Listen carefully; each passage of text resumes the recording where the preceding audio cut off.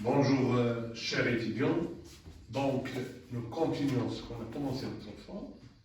À propos de la succession, comme vous venez de la définir dans la séance précédente, c'est un mode d'acquérir le patrimoine d'une personne décédée.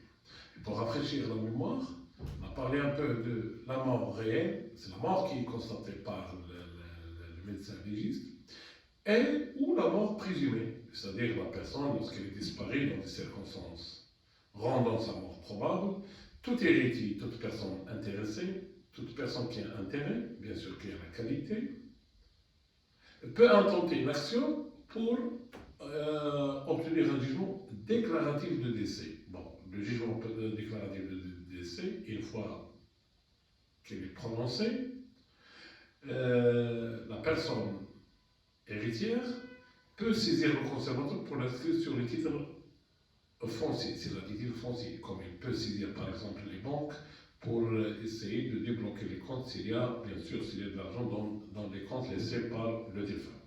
Mais parfois, ce n'est pas toujours le cas. Il y a des successions où la succession est vacante. On ne trouve pas d'héritier, ou bien l'héritier n'est pas connu. Ce qu'on appelle en arabe Telika Sharela, la succession vacante. En droit français, il y a une différence entre une succession vacante et une succession en déshérence. Au Maroc, il y a un seul terme, c'est la succession vacante. Mais la succession vacante, on suppose que la personne est décédée et qu'elle n'a pas laissé d'héritier. Dans ce cas-là, il y a bien sûr l'État qui peut prétendre à cette succession. Le problème que se pose et que peut être posé toujours, est-ce que l'État, en tant qu'État musulman, peut hériter par exemple d'un chrétien, d'un étranger non musulman? Parce que parmi les indemnités successorales, comme on verra plus loin, il y a la différence de religion. Un musulman ne peut pas hériter d'un non-musulman. Bon, est-ce qu'il est temps, par exemple, de changer ou bien de rectifier, ou bien d'abroger cet article qui interdit, si vous voulez, tout héritage entre musulmans et non-musulmans, parce qu'on sait très bien que même en droit musulman, on parle d'un musulman et d'un non, pas d'un non-musulman, mais d'un kafir. Mais pour un chrétien, je pense que c'est un non-musulman, mais ce n'est pas un kafir, c'est-à-dire un kafir qui ne croit ni à Dieu, ni à ses prophètes. Par contre, un chrétien, un kitabi, on dit en arabe, le kitabi, il peut, si vous voulez, croire, si vous voulez, à Dieu, au prophète. Donc, même pour les musulmans, si on comprend un non-musulman, ça veut dire quoi un non-musulman? Celui qui ne fait pas la prière, c'est un non-musulman pour les musulmans. Comme on dit en arabe. Donc il est très difficile de faire la différence entre un non-musulman et un musulman. De toutes les façons, en droit successoral musulman, un musulman ne peut pas hériter d'un non-musulman, même si cette règle, si vous voulez, pèse beaucoup, surtout sur les mariages mixtes.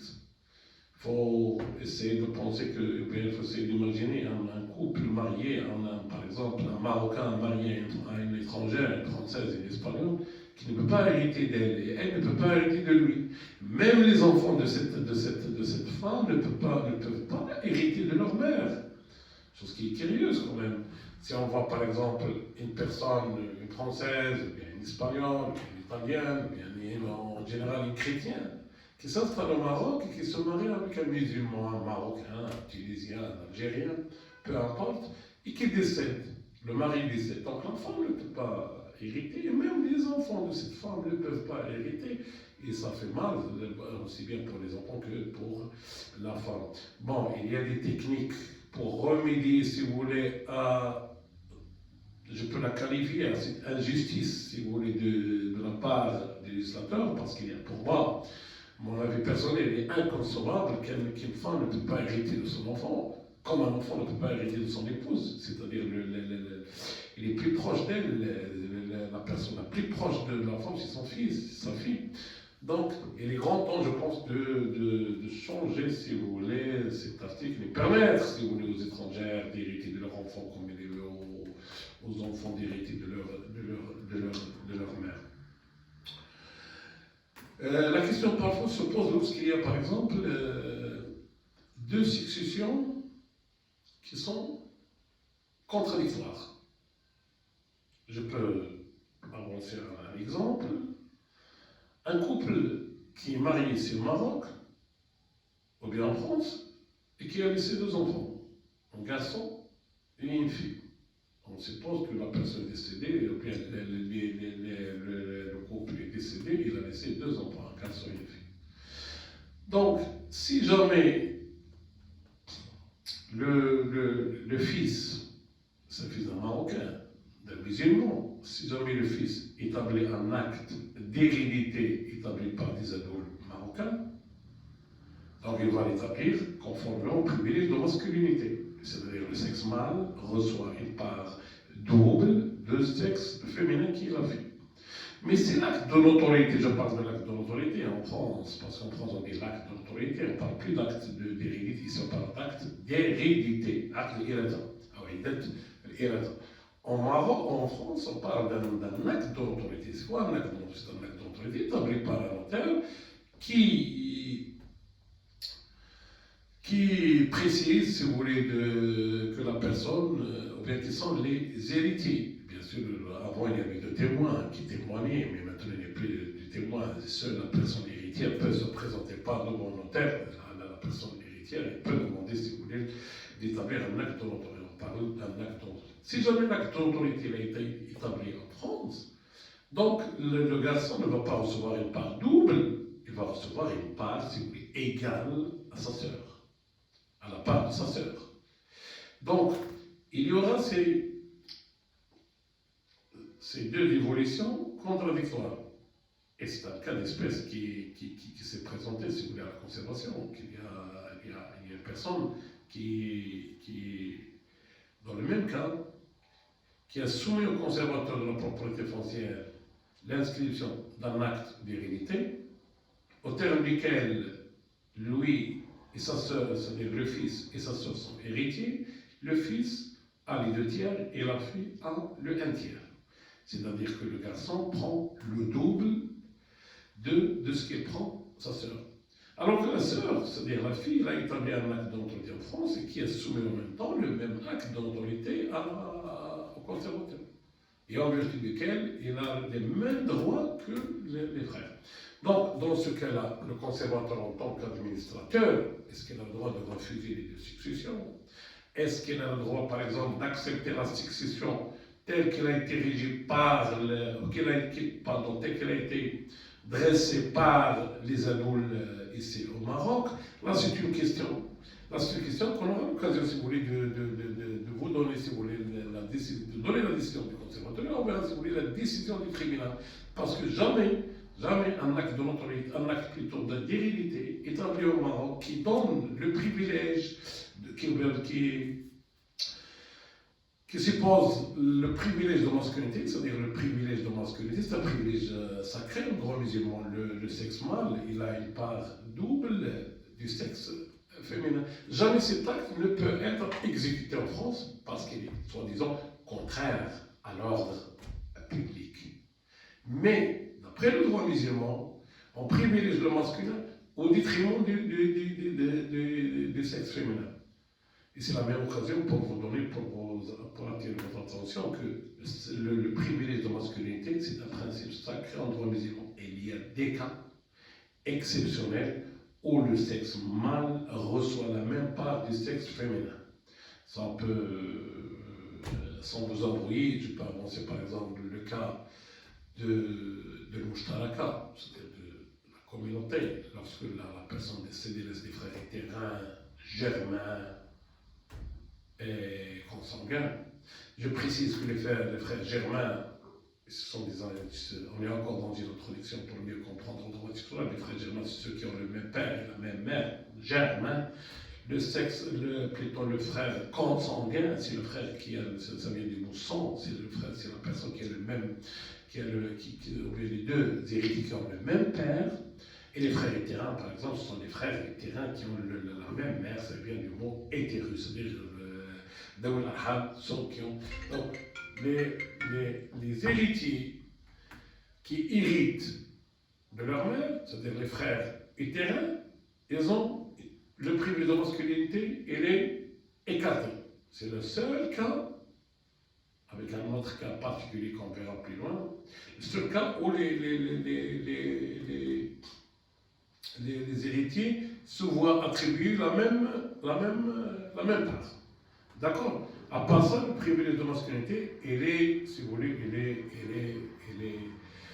il est privilégié, si vous voulez, il est déterminant dans l'ordre ou bien dans la répartition de la succession.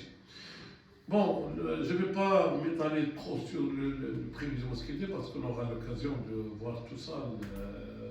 Mais tout simplement, je vous laisse, bien, je précise que le droit musulman, bien, le code de la famille, dans le code de la famille, on trouve des cas qui sont un peu particuliers. Des cas particuliers, par exemple, dans le cas de Mushtaraka, c'est-à-dire le frère éthérin, le frère germain et même le frère consanguin peuvent se partager la succession avec les sœurs au même pied d'égalité. Ça veut dire que le sexe masculin a les mêmes parts que le sexe féminin. Donc, ce sont des cas particuliers. Pourquoi on appelle ça des cas particuliers? Parce que les fuqaha, les jurisconsultes musulmans, ils ont écarté, je le dis franchement, ils ont écarté les versets coraniques, mais ils ont trouvé des solutions, si vous voulez, exactement pour privilégier le sexe masculin au détriment du sexe féminin. Donc, on aura l'occasion de parler de ces cas particuliers. Pour le moment, regardez tout simplement que dans le droit successoral musulman, il y a des cas particuliers où le sexe masculin, si vous voulez, il est toujours privilégié. Parce que, on aura l'occasion de revenir sur le verset Nisa, sur la Nisa, on aura l'occasion mais dans des cas, on trouve pas une solution dans le verset coranique. C'est pour cette raison que les jurisconsultes, ils ont soi-disant par l'ijtihad, par l'interprétation, soi-disant du texte de la Sunna, ils ont un peu écarté le Coran, hein, je dis pas, je peux le dire, hein, ils ont écarté, et j'aurai l'occasion pour démontrer ça. Simplement, vous pouvez prendre par exemple que la veuve en droit musulman, il a un quart ou un huitième. Il a le un quart lorsque la personne ne laisse pas de descendants ou de descendance, hein, et il a le un huitième en leur présence. C'est-à-dire lorsque le défunt laisse un descendant ou une descendante. Il a le un quart ou le un huitième. Mais parfois, on trouve qu'il n'a que le un neuvième, suite par exemple à l'intervention. Dans d'autres cas, et c'est un cas particulier qu'on aura l'occasion bien sûr d'en parler. Bon, je laisse un peu, si vous voulez, le privilège de masculinité. Je vais encore expliquer ce qu'ils ont dit de la succession vacante en droit français, en droit musulman. Je reviens au point de départ. Si un étranger décède au Maroc, est-ce que l'État marocain peut recueillir la succession? Et si oui, est-ce qu'il peut la recueillir en tant qu'un acte de souveraineté, ou bien est-ce qu'il va l'hériter conformément, si vous voulez,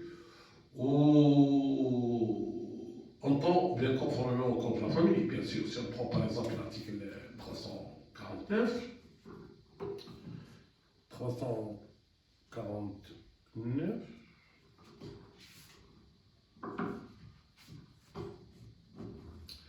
voilà, ce sont les héritiers asaba, parce que en droit musulman, il y a ce qu'on appelle les héritiers afat, c'est-à-dire les héritiers qui ont une quote-part déterminée par la loi. Cette part peut être variée suivant les cas, selon que l'éviction frappe un héritier ou pas. Je m'explique. L'éviction, pour rafraîchir les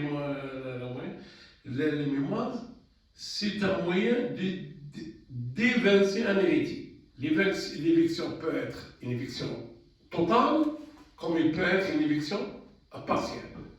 Par exemple, une éviction totale, chaque descendant exclut le descendant le proche des défunts, exclut le descendant le plus éloigné des défunts. Je m'explique. Quelqu'un qui décède et qui laisse un fils, il y a un fils des fils, ce fils des fils se trouve évincé par son père. C'est normal. Donc il y a un schéma, il y a un ordre des héritiers. Le descendant le plus proche au défunt exclut le descendant le plus éloigné du défunt. Ça parle d'éviction totale. Hajm, kulli. Ou bien l'exhérédation totale. Par contre, l'éviction partielle, c'est lorsque, par exemple, un héritier qui n'est pas évincé, il ne peut pas être évincé totalement, mais il est évincé partiellement. Le hajm al-juz'i. Tel est le cas, par exemple, de la fille. Si la fille se trouve, par exemple, à elle seule, il touche la moitié de la succession. S'il est avec son frère, il ne peut pas prendre le à la moitié, il ne prend que le 1/3. Et le tiers revient à l'enfant. Donc il y a une éviction partielle. On parle d'éviction partielle. À titre d'exemple, on peut citer par exemple la veuve. La veuve, il a le 1/4 en absence de descendant ou de descendante. Mais lorsqu'il rentre en ligne avec un descendant et une descendante, il est évincé partiellement. Au lieu de prendre le 1/8, il prend que le 1/4. On parle d'éviction partielle. Al-hajm al-juz'i. Donc, c'est clair. Pour l'État, je reviens à l'État. Donc, les héritiers peuvent être soit un héritier afal, qui est un quote-part déterminé par le code de la famille, qui s'inspire largement du Coran, et les héritiers asib. Les héritiers asib, c'est-à-dire, on peut les traduire comme des agnas, mais ce sont les héritiers qui viennent après le prélèvement de la part des héritiers afal. C'est-à-dire que les héritiers asib ne peuvent prétendre à une part de la succession que si une fois les héritiers afal ont été, si vous voulez, ont été lotis. Exemple, une personne qui décède et qui laisse une veuve, une mère et un frère, par exemple, ou bien un fils. La mère, elle a le 1/6, plutôt le 1/3, c'est elle laisse qu'un seul frère. La veuve, elle a le 1/4. Donc, les frères, ou bien le frère, c'est un héritier asib qui vient une fois que la base de répartition est fixée. Par exemple, prenons l'exemple que je venais de vous expliquer. La veuve, elle a le 1/4 et la mère, elle a le 1/6. Donc, la base de répartition, au farida, on a la base de répartition, c'est 12. Donc on multiplie 3, 1 fois 3, ça fait 3 sur 12. Et on multiplie, on a 1 sur 4, bien 1 sur 3 pour la mère, et 1 sur 4 pour la veuve. Étant donné que nous ne sommes pas évincés partiellement. Ils prennent leur part. Ça serait autrement s'il y avait le fils dans la succession. Donc, le frère ici, c'est un héritier asib. Donc, la mère, elle prend le 1/3. Si on cherche la base de répartition, c'est 12. C'est 4 sur 12. Et la veuve, elle a 3 sur 12. Donc, 4 plus 3, ça fait 7 sur 12. À déduire de la base de répartition qui est 12. Donc, ce qui va rester, c'est 5. 5 sur 12, attribué au frère. Au frère étant donné comme un héritier asib. C'est un héritier, je répète très bien, c'est un héritier qui ne peut réclamer une part dans la succession que si une fois les héritiers afal ont touché leur part. On appelle ça les héritiers asib. Il y a les héritiers asib par eux-mêmes, il y a les héritiers asib par autrui, et il y a les héritiers asib avec autrui. Ça, je préfère le laisser pour la séance prochaine pour ne pas encore vous embrouiller. Restons dans notre cours. C'est pour la succession, si vous voulez, vacante. Si jamais on tombe sur l'article, vous pouvez le consulter chez vous, l'article 349. Sont les héritiers asib par eux-mêmes sont classés dans l'ordre de priorité suivant. On a les descendants mâles de père en fils à l'infini. On a le père, l'aïeul paternel et les frères germains et consanguins, les descendants mâles des frères germains et consanguins à l'infini, les oncles paternels aux consanguins des décujus, les oncles paternels germains aux consanguins du père du décujus, les oncles paternels germains aux consanguins de l'aïoul, paternel du décujus, de même que les descendants mâles par des mâles des personnes précitées à l'infini. Donc, pour clarifier, pour rendre la matière un peu facile, sont les mâles qui sont les héritiers assez.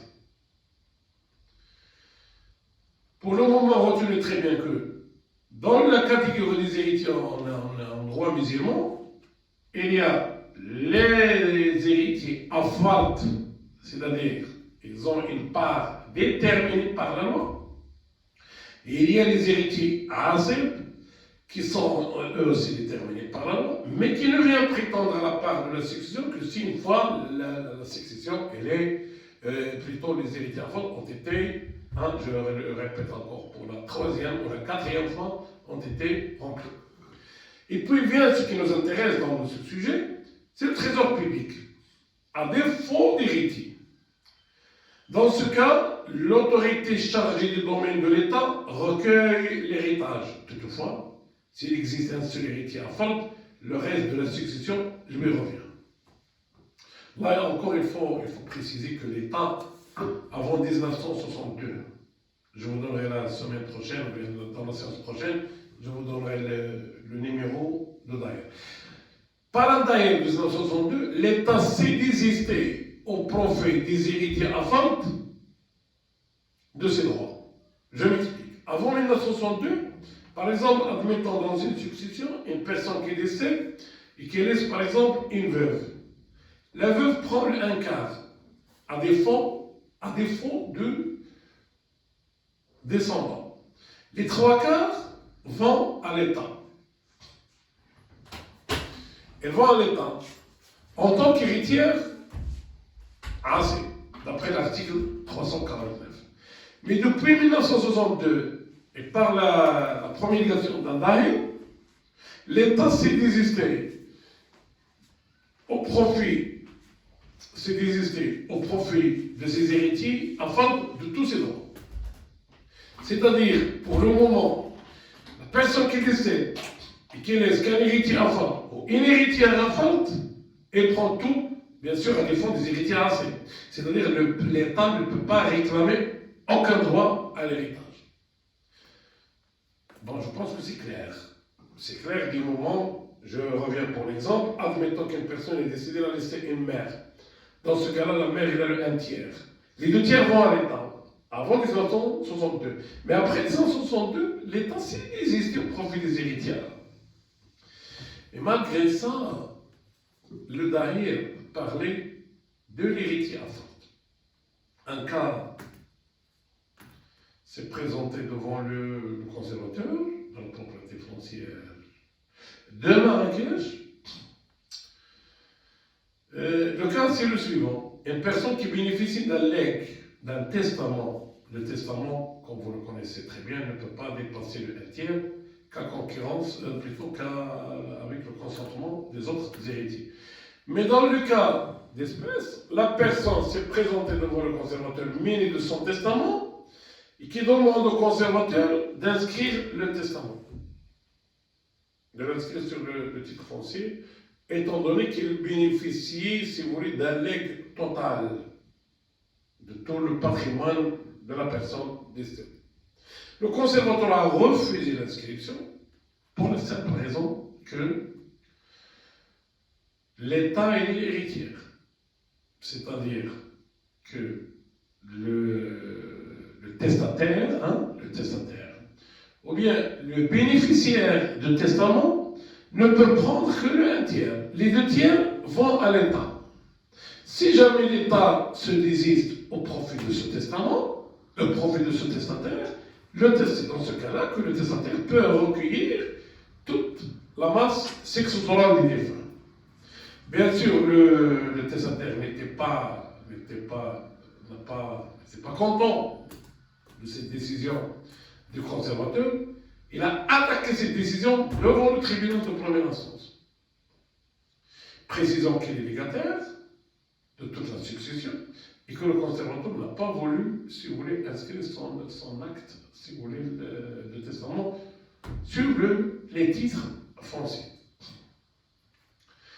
Bien sûr, le conservateur il a mis ses conclusions en précisant, ou bien en se basant sur l'article 349 et en se basant sur le Daïr de 1962, comme quoi l'État s'est désisté uniquement pour les héritiers affamés et non pas pour les bénéficiaires, si vous voulez, du testament. C'est pour cette raison que l'État doit, si vous voulez, recueillir les 2/3.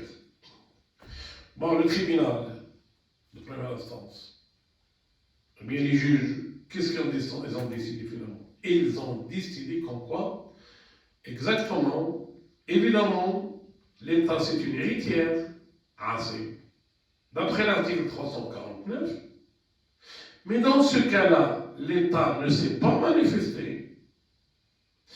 Donc, il revient au conservateur d'inscrire le testament en tant que tel sur le titre foncier. Et bien sûr, si l'État se réveille un jour, quand je parle de l'État, c'est les domaines privés de l'État, si les domaines privés de l'État se réveillent un jour, ils peuvent réclamer les 2/3.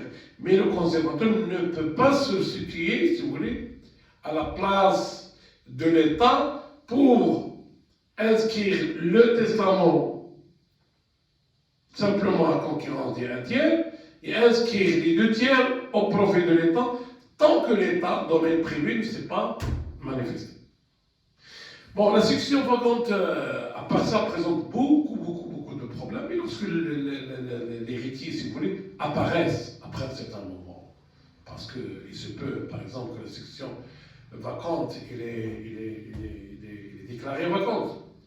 Je répète très bien qu'en droit français, on fait la différence entre la succession vacante, lorsqu'il n'est réclamé par aucun héritier, ou bien n'a pas été accepté par aucun héritier. C'est une succession vacante. Et la succession en déshérence, lorsqu'elle est recueillie par l'État. En droit musulman, il n'y a pas cette différence, on parle que de tel et cas charia, la succession vacante, il ne fait pas la distinction entre succession vacante et succession en déshérence. Bon, je pense que je vais m'arrêter là, parce que sinon je vais encore aborder, si vous voulez, un autre point, ça sera la prochaine séance, c'est concernant. Je vais m'étaler un peu, je vais encore expliquer la succession vacante d'après l'article 267, 268 des codes de procédure civile, que je vous invite à lire chez vous, parce que la semaine prochaine, bien la séance prochaine, on va essayer de traiter la succession vacante, plus on va, si vous voulez, se pencher sur les dettes des défunts, c'est parmi les points, si vous voulez, essentiels qu'il faut liquider avant d'ouvrir la succession. Je vous souhaite une bonne journée et à la prochaine.